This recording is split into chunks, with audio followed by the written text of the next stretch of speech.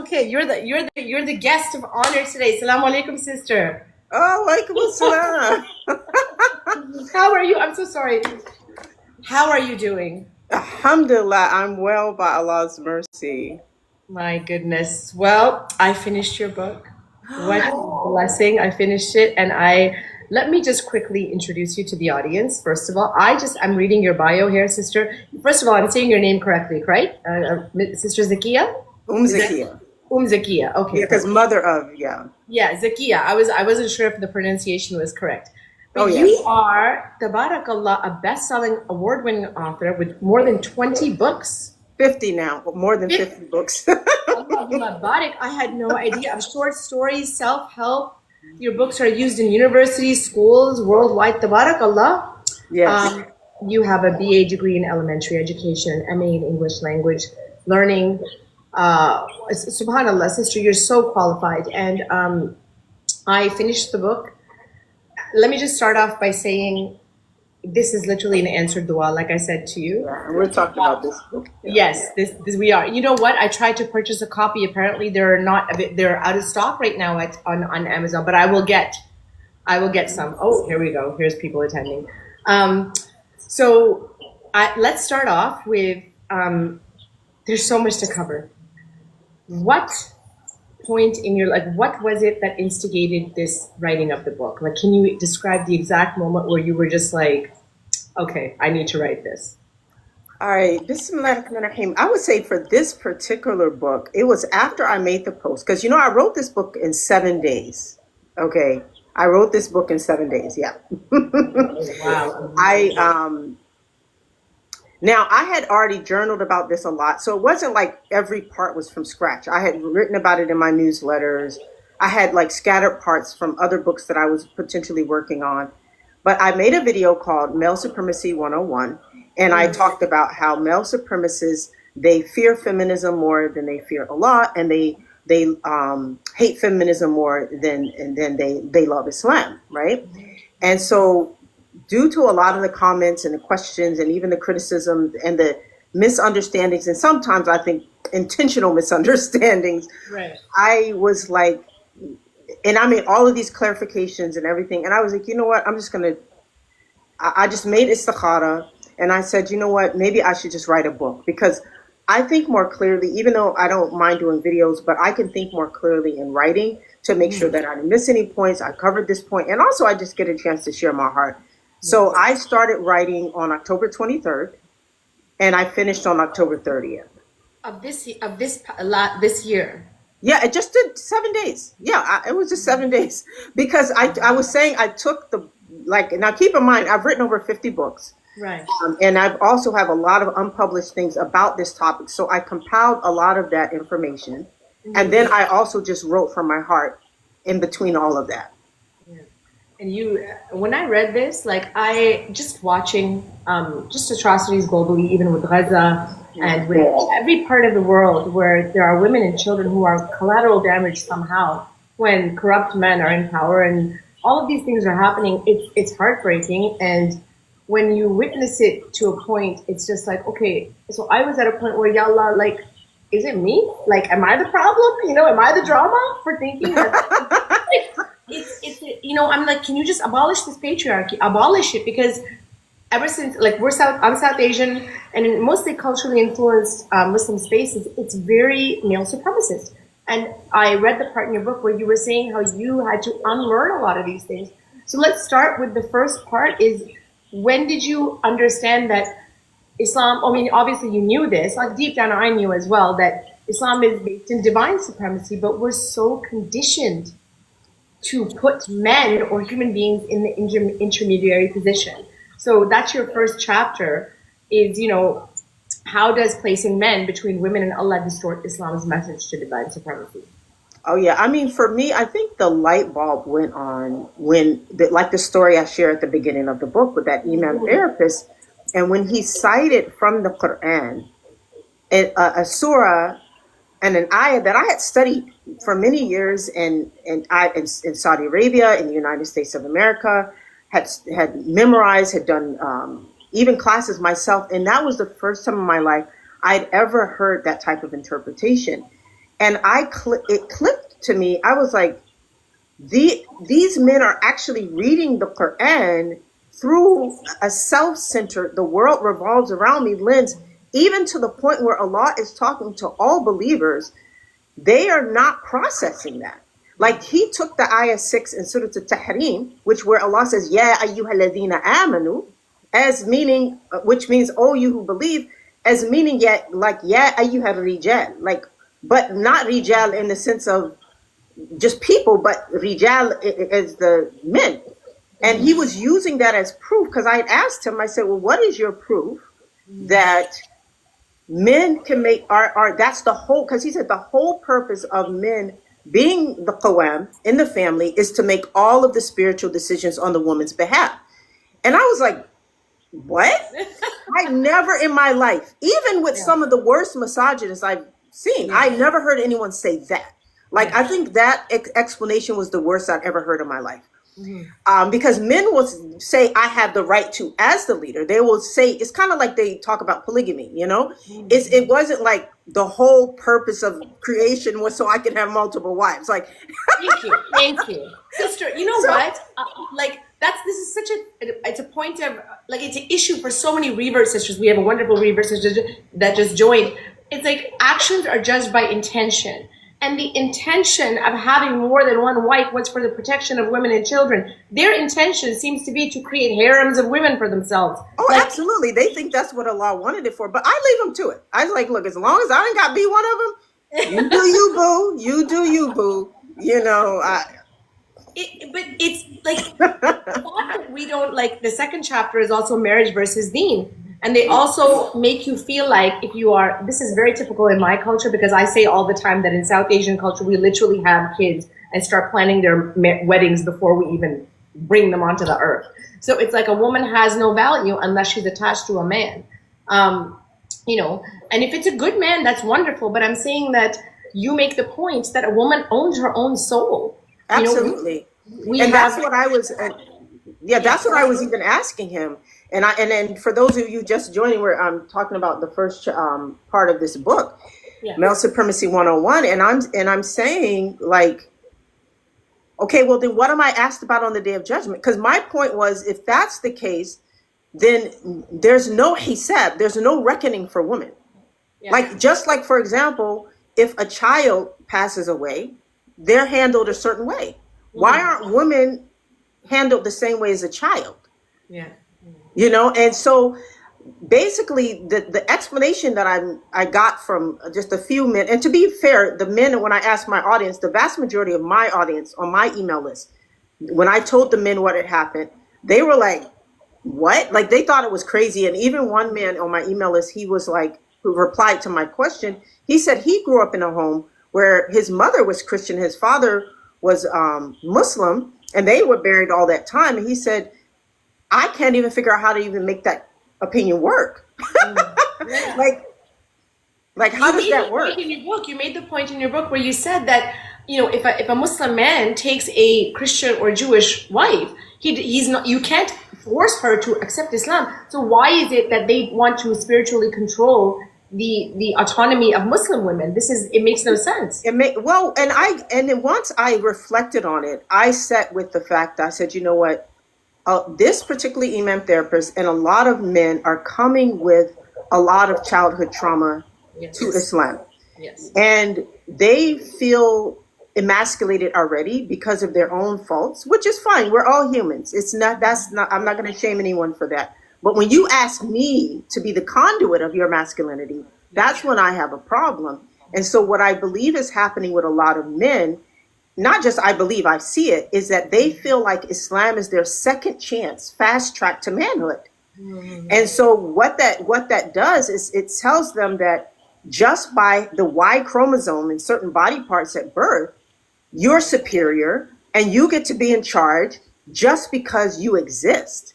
And that is such an ego booster for them. And so basically what's happening is with male supremacist men, and I want to be clear for those who are joining, I'm not talking about all men, because I differentiate in the book, I differentiate between men of taqwa and male supremacist men, because in divine supremacy, men are living upon taqwa-centered manhood. Okay. But in male supremacy, it's just all about him. So what happens is that this is a shortcut. It's just like white supremacy. It's really no different. I Okay. made this point myself. I absolutely have made this point Yeah. myself. That that's a system of oppression, and then I understand Muslim men taking the leadership role and fighting the Western colonial. But two things can be true at the same time. We can be fighting the Western demonic kufr systems, but then also acknowledge that it's a little bit hypocritical to be fighting that system of oppression and then allowing oppression within the ummah. Like, how does that make sense? For them it does. After studying male supremacy, actually makes a lot of sense, because for male supremacist men, they don't have any problem with oppression. They're just upset that they don't get to be the oppressor. So this is how that all of that energy against white supremacy is not about the oppression. It's that, why didn't I get to be the one? And that's something that I myself had to realize, that after talking to several men who believed in this, I had to accept that I just decided to believe what they were saying. Basically, we don't have an issue with white supremacy. We have an issue that I'm not supreme. Like, if you turned it into male supremacy and did the same exact things, if they did to women what the Western place in the United States of America did to Black people, they would have absolutely no problem with it. Sorry, I'm sweating, so I'm 49 now. You know what I'm saying? Yeah, I'm even older than you, sister. Yeah, I just turned 51, but it's the age too. Like the life experience that you get after going through. I mean, I literally just the other day, almost every time we bring up legitimate concerns, I don't understand how it's oppression is against Islam, point blank, period. I don't care where in the world it's happening. And then I feel like sometimes I have literally been blocked by very big creators who are doing dawah, who are running programs for young men, teaching them how to be men. However, they completely remove women from the picture. So it just turns into this echo chamber of testosterone, like just men bigging up other men. And they're like, well, women aren't allowed in our spaces. Well, your mother is the one that gave birth to you. You don't want to know what that woman feels. No, they don't. And I leave them to it, to be honest. I've been blocked too, but I actually have reached a point where I decided, I sat with myself and I said, you're not powerless. Yeah. And Allah has given you, and I sat with myself, I decided to own it. By Allah's mercy, Allahumma barak, I have way more intelligence than most of these men who I'm having these arguments with. No, I'm just going to say it like it is. They cannot handle being corrected by a woman. Very few men, even if you bring Quran to them, even if you bring evidences to them, it's deflect, deny, dismiss. Absolutely. But this is the thing, is that, so for me, I stopped talking to them. That's why for me, I have a I believe you standpoint, as I mentioned to you earlier. I don't have to mention the context, but I have an I believe you standpoint. When a woman says, oh, this sheikh or this man is inspirational, I was like, I believe you. But I'm not going to go check. Because I want to make, I just want to preserve that, for me, because for me, but I do care about the men, and that's why I write it, because at the end of the day, I could do something completely different with my time. Let's just be real. Allah has given me a lot of intelligence, a lot of talent, a lot of abilities, a lot of opportunities, but my soul does care. Yeah. My soul cares about my brothers, and my soul cares about my sisters, and my soul cares about the ummah.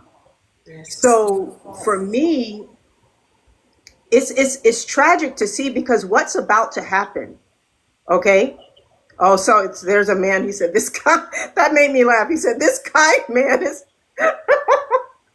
really enjoying this discussion. Oh, no, you know what? Look, we can speak to each other and amplify each other's voices, because every time we try to bring serious concern, legitimate concerns to even good men, it's almost like they will dismiss it. They will most will ignore. Yeah.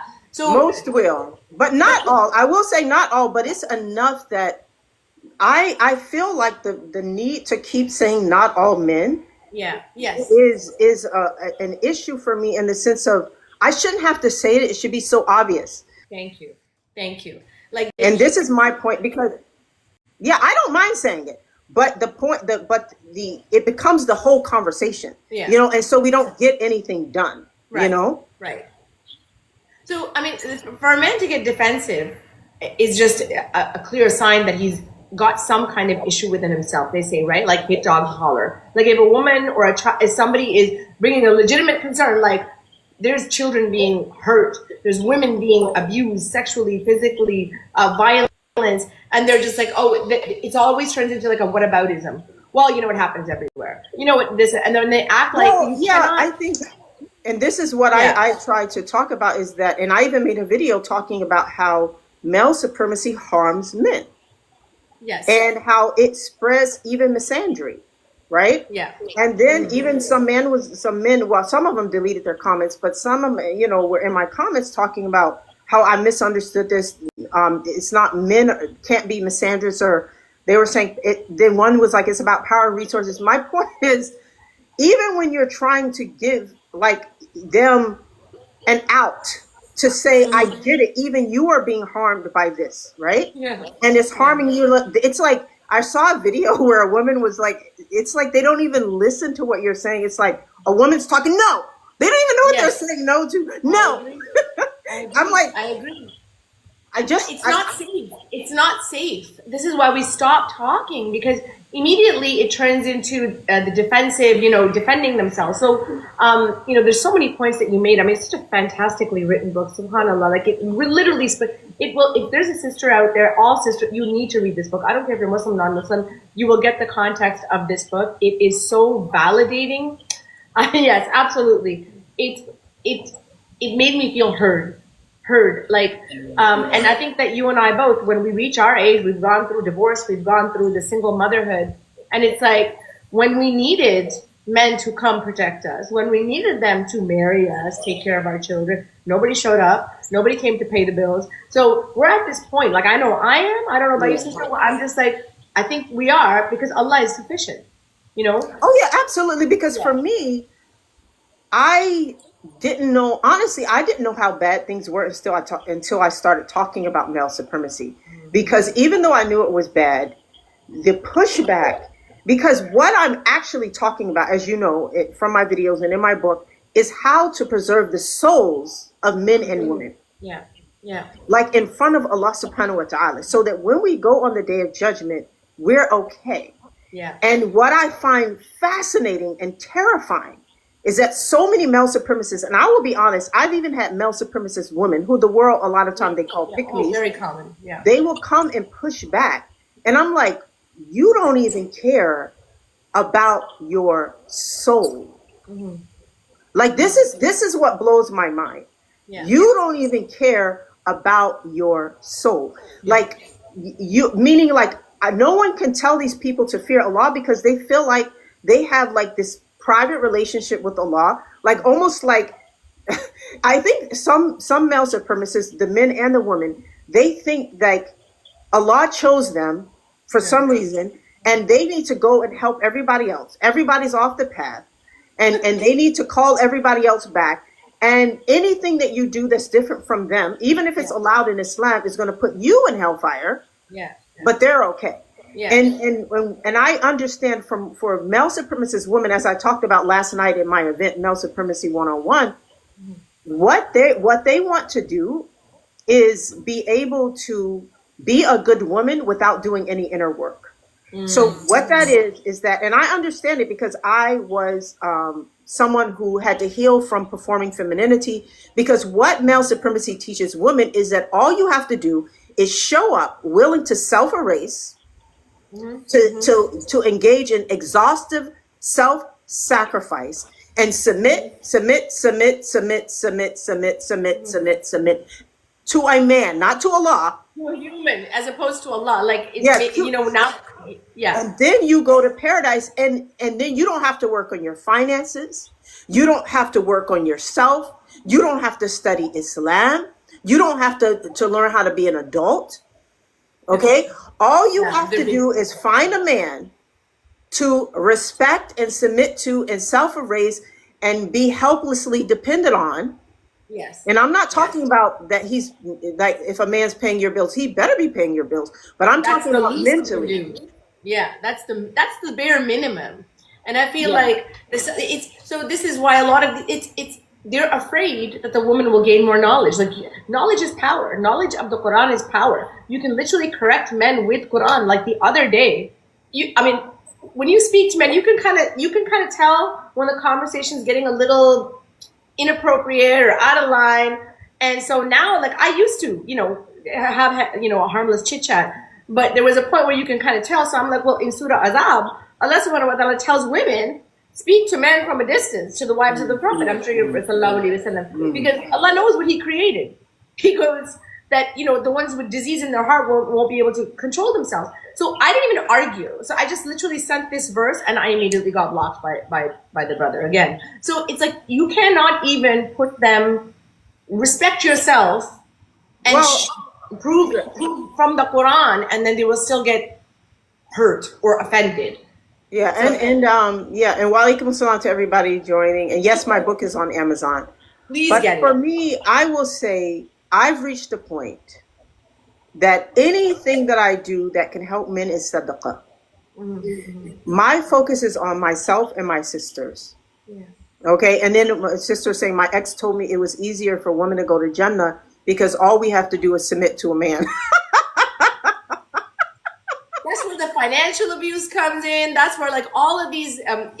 So, like I said, right? Like another thing, sister. I don't know if they see this or not. Maybe Allah's given me some different kind of eyesight. Where every system of oppression, if you've noticed, since COVID especially, every false ideology, every system of oppression is like one after the other. Allah subhanahu wa ta'ala is demolishing it, one exposing, and they don't see that like the Dawa bros or the male patriarchal structure is also being exposed, and the knee-jerk reaction. They're seeing it, but they're blaming women. That's why Yes. remember the part in the book where I talked about how they invent phantoms to fight? Yes. Yeah. Yes. So they have women and phantoms to fight. They have, all, and so I'm just going to leave them to it because Allah has created the male and female relationship as something very beautiful that it's supposed to be. Yes. And Allah, I just realized the other day, it just hit me. I said, I used to hear this all the time, and I used to think like it was just kind of like a tongue-in-cheek thing, way to just like mock certain things. But actually, I believe it's actually true. They were saying how men need women, like just on a regular, like if you remove any things that they put in the male supremacist structures to force women, like by taking away finances and abilities and to get jobs, men need women more than women need men. And I thought about it, and it's actually true. And I believe not in a sense of like, oh, they need us and we don't need them, but more so in the sense that this is Allah's balance on earth. Because He created a man to need, like He created the man, He's given them this strength. Okay? He's given them this responsibility, but He also humbled them and I'm not only talking about sexual needs, okay? I'm talking about there's something about the presence of a woman that does so much for a man that they don't do for us, okay? And we also crave the compassionate masculinity, the nurturing masculinity, but this is the part that male supremacy wants to take away. And so when they take away, okay, when they take that away, we don't want to be with them anymore, and that's how it should be. Yeah. And a sister was saying Scott Galloway just wrote a book about this. Men need women way more than women need men. Well, I'm glad men are writing a book about it. Yeah. The bottom line is that because here's what they don't realize. When you take away the compassion and the safety, Yeah. and I'm talking about even just emotional safety, That's there's no benefit for us for marriage, and it's actually harmful. Yeah. Yeah. And so what women are noticing is that we're not going to get the compassion. We're not going to get the emotional safety, and we're not even going to get, let's just be real, the physical, intimate sexual satisfaction, because these men are too self-centered to understand the intimate needs of a woman. And it actually ends up being just really basic math. It's kind of like what I said in the beginning of the book. What if marriage takes away half her deen? Yeah. Yeah. And so, absolutely true. And I think that especially with culturally based Muslim circles, like if women are saying something, it's just about hearing. It's about letting that woman say, like the emotional safety is a big thing for me, I think. And I don't think that a lot of the spaces are not emotionally safe. And then in the beginning of the book, you were so cute. It was so sweet the way that you were so gentle and kind, a lot kinder than I would have been. Because I'm like, I'm telling you, sister, I got triggered. I don't even know. But you were like, I feel like we have to stop apologizing for our triggers and trauma as well. We were too apologetic because I always say this, at the root, even the most traumatized, triggered women, at the root of that infrastructure is a man who didn't do his job. There's a man at the top somewhere, a deadbeat father, a father who abandoned a woman, who didn't take care of his daughters or children or sons, even young men who are, I'm talking about grown men. And I feel like at this stage, grown men know exactly what they're doing. They're very calculated, they're very deliberate. And I always say if they wanted to, they would, and we have to stop. But younger men need role models. And I have a young son, like he's in his 20s. And I struggle. I'm like, there's no, they got these Andrew Tates out there. They've got these type of people. Like, where do you send them? And it's just frustrating. I don't know the answer to that. I mean, it's amazing. Yeah. Well, you can send them this book. It's a bit heavy. It's a bit heavy, but I would say, and this is why I don't give up, to be honest, as much as it is painful, I still love my brothers for the sake of Allah. I also have nephews, and I just care about my brothers in faith. I have clients who are men, because I also have had clients who are men who come at the end of their rope after having lived in male supremacy, stressed their families out. The wife left them. The daughters don't want anything to do with them. The sons sometimes are starting to act like them. And they're realizing, what'd you say? I'm sorry. No, you're exactly correct, because they're setting the standard of like children, like even for women, like single women, right? We're not built, like you always talk about how women need rest. We need rest. We need, we're not equipped to take on, especially at our age.